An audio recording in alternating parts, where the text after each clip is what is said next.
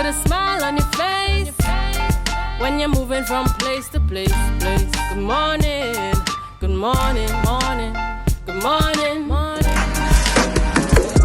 SPARC, IMS, Singular Point of Access to Reignite Change Information Management System, is the latest initiative of the Division of Community Development, Youth Development and Sport. Conceptualized in 2018 and developed during the period 2019 to 2022.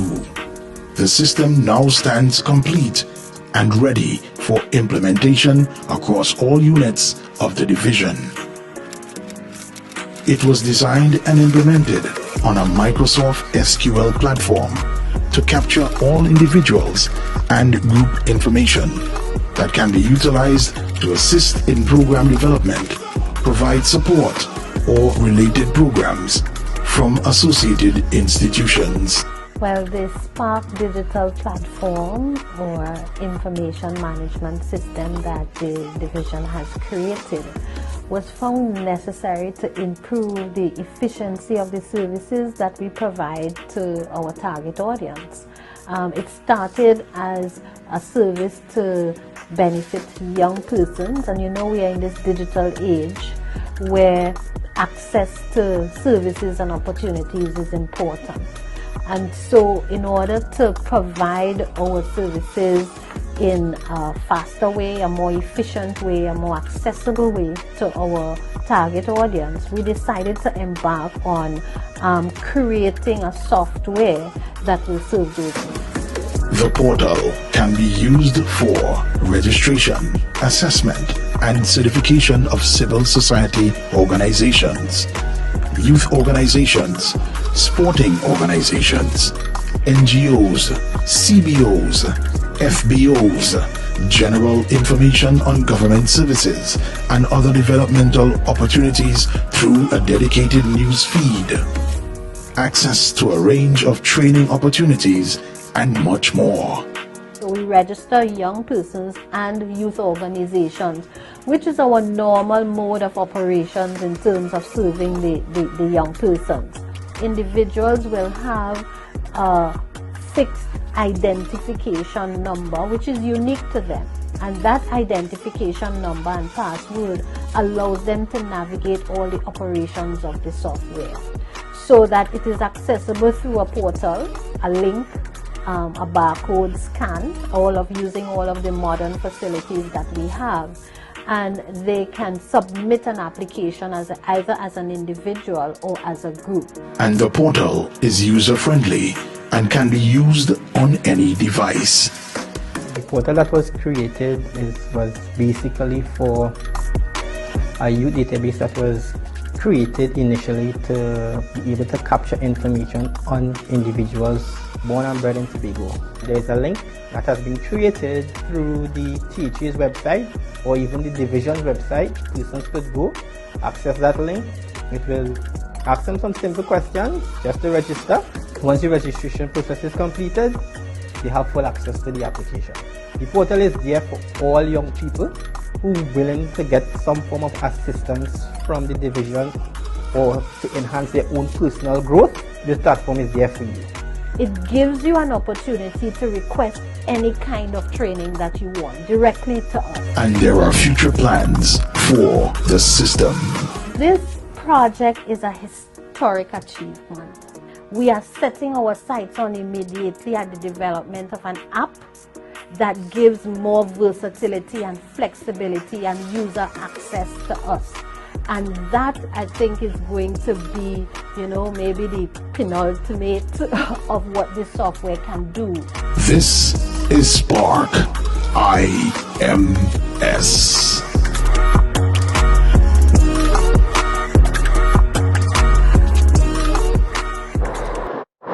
Viewers, welcome back this morning to the Tobago Updates Morning Show. This morning we are chatting with Assemblyman Terence Bean, Secretary for the Division of Community Development, Youth Development and Sport. Along with him this morning we are chatting with Anne-Marie DeGarzon, Youth Development Director for ComDev and Sport. And this morning we're talking about SPARC, singular point of access to Reignite change. They'll tell us more about it. Good morning and welcome. Good morning. Morning. All right, Pastor Baines, Secretary, Assemblyman Baines. We'll start with you this morning. I'm always at this point whenever you're on set with me. Give us an idea in terms of this initiative. Yes, is in keeping with the government's stated approach for 2022 and beyond. Give us an overall idea of the division's perspective, where the division's heart is in all of this. Well, of course, the division is a contributor to a larger mandate for Tobago to become one of the greatest little islands on the planet. I think owning this system catapults the division into today's marketplace. It certainly is going to aid us immensely in optimizing our service to the communities.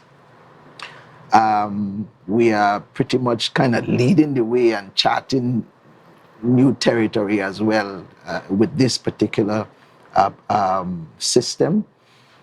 We have to also hasten to say that well, me in my position, we are not solely responsible for the development of this system.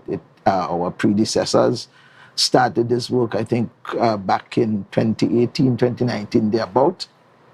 And it certainly was a good idea.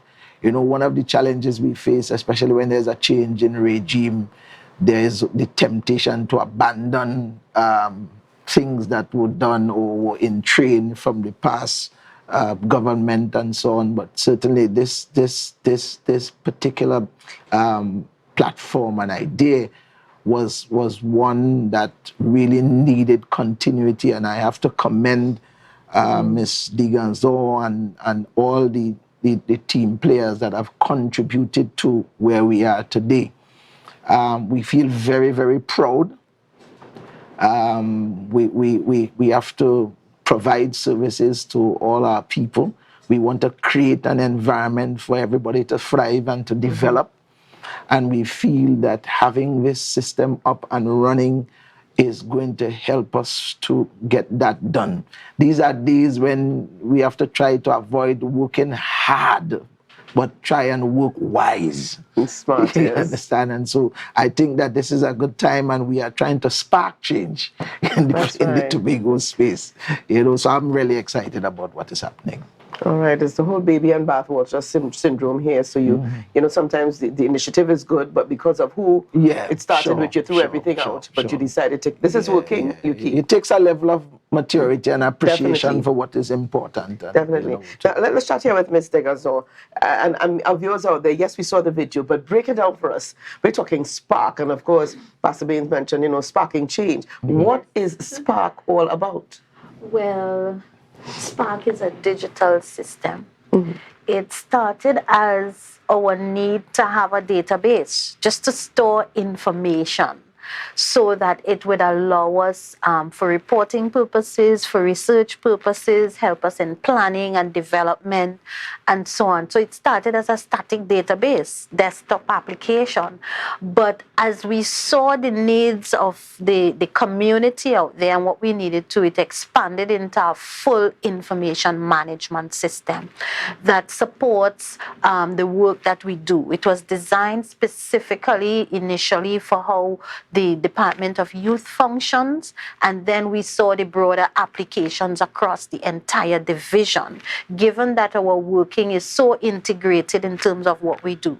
Our division is about service to the community, and that's what this system allows us to replicate in terms of our operation, so that it will support the registration of youth organizations. So persons have an online presence, so there is access from our website, the THA's website, through a portal link that persons have. So you can get on your device, you can scan the barcode, as the video said, and allows you to register as an organization or as an individual. So it has the capacity to store all of that information. The division, both community development, youth and sport departments are in the main responsible for registering and certifying non-governmental organizations in Tobago to allow them to function in their various capacities. And we have transferred that into the application to make the process much easier. So that certification process could happen now in a much faster time and produce the information of its persons not having to come into the office. So that is one that it has liberated. It also allows us to provide training, and we have, that community development has this major skills training program happening annually. In youth, we do training with the youth organizations and opportunities with individuals through our centers, and sport, same thing. So what it does is that it provides the individual access not only at periodic times, but throughout. So any day you can wake up and decide, hey, I think I want to do some training in another area. Let me check out. So you can get on and you can text in, I'm interested in doing something in financial management. Where can I get it? So I can get on SPARC because I'm registered already, and I can send in a message saying, I'm looking for training. I want to do some training in financial management, and an officer will respond almost immediately. And that's why we say it's a singular point of access. It's you to us. There are direct messaging features that also will allow us to talk to you wherever you are, so that you don't need to come in. And this for us was also a cost-saving kind of mechanism, for persons in these economic times who not always have to travel in to access services, but our services reach you wherever you are. And there are several other features of the software, and it is all designed to improve the efficiency within which we can serve you and the reach that persons have to the division. But you indicated here that we can reach you wherever we are. Persons outside of Trinidad and Tobago, can they access SPARC from outside of Trinidad and Tobago? Most certainly, so that they can register. And this might be, when you think of it, that's a powerful thing, because we know that a lot of Tobago resides outside. Mm-hmm. So in terms of individuals who may be thinking of coming back home, we have students who may be at university, they're already registered in the system, but they want to participate in our summer internship programs. It means that you don't have to wait to come home to, you understand? You can do all those things now digitally, and we can have access. You can have information. One of the things that I like most about this system is that we have a news feed. And that news feed allows us to send any kind of content to individuals. Everybody registered in the system get the information instantly, so that you might have seen in the video we had a background of the THA's website that was in there. That's actually in this system. So any kind of information, video, flyers, posters, websites of anything can be put into our news feed, and everyone has access to it. So persons don't have to go searching all over for the information again. We are going to be linked with other stakeholders, other agencies. So once they have opportunities available, then everyone in this system, once it's posted, instantly you have access. How can persons register? Is it limited to individuals on any level? It's open to everyone. Mm-hmm. Everyone. You need to arm yourself with your birth paper pin, though, because that's one of the information secretary would tell you. I think secretary, you should take this one. Yeah, I mean, that was one of the questions that I asked, because of course, to register it requires a comprehensive amount of information, and it's your personal information. And people are always cagey about the information in the hands of. But that was one of my primary questions, and I was satisfied from the answer that the security infrastructure is in place, because obviously parents would have that kind of concern, and so on. And so what was explained to me that we have the requisite security apparatus to make the system user-friendly for all. You understand? Yes. I mean, I was trying to see if I could have guessed Miss DeGarzon's age by what she was putting in when she was signing in, but she was, But it didn't work, did it? I mean, we have invested quite a lot of time. Our developer is Design Technology, Mr. Richie Ali as manager of that company, and they would have taken a lot of time to make sure that we have all the modern security features in there. But critical to that is that the division owns this software. It means that the data is resident on our servers. It's not open access. There are no third party, access to it. Any access that we grant is going to be on our permission, and then the rights and the responsibilities to those things and the agreements that we will have are going to be all very tight in terms of sharing of the information. So we are pretty satisfied that the data is secure, and we are really encouraging persons to take the opportunity to register so that you can have access. Okay, now you did indicate earlier on that it's open to everyone. Considering the fact that it's a lot of personal information going out there, what about those? I mean, is it 18 and over? Is it under 18? Because I'm thinking here that but as a parent, I wouldn't want my 15-year-old's information out there. Well, it's much, and when you say out there, I would want to correct that, because it's not out there. It's in our database, and that is critical. And it's much the same way as you apply for your ID card. Okay. Or you apply for your driver's license, and they will ask you information about your name, your address, your where you live, your ID, right now your birth paper pin is a standard across the board. And it was important so that we identify you as an individual. And that eliminates opportunities for any fraudulent transaction. Nobody can come and pretend to be Rhea, because we can identify this individual as being Rhea. Yes. The system will not accept duplicate. So if anybody has come and tried to register as you, it's going to flag it. And then there's no other Rhea. So that, the notion of, and that is exactly what we're saying, that is not happening. Your information is not out there. Your information is resident here, and it is protected by all of the security features that we have. All right. Well, thank you very much. Now, how can persons access, very quickly here, because my director's in my ear, he said we're out of time, but how can persons get more information on SPARC, the SPARC system? Well, it's online already. You can visit the THA's website. The links are going to be shared in the video. Once you have it, then you get on. You register, and then you have open access. You can contact the division too at 639-4818, extension 2007, extension 2023.